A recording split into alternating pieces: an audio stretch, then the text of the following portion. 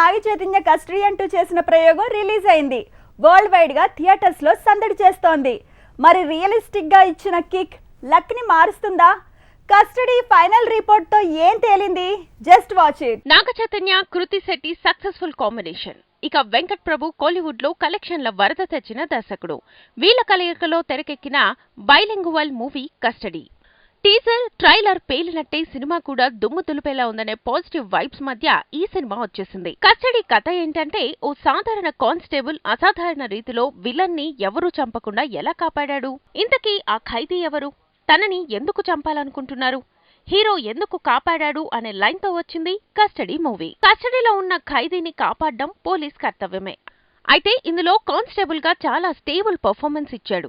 Custody title ని అనువనున సార్థకం చేశాడు చై. ఇక కృతి శెట్టి కూడా రొటీన్ కి భిన్నంగా తన పాత్రలో పాతుకుపోయింది. వెంకట్ ప్రభు మూవీలంటే రియాలిటీకి దగ్గరగా ఉంటూనే కమర్షియల్ ఎలిమెంట్స్ తో దుమ్ము దులిపేస్తాయి. మానాడు కూడా అలా వచ్చిందే.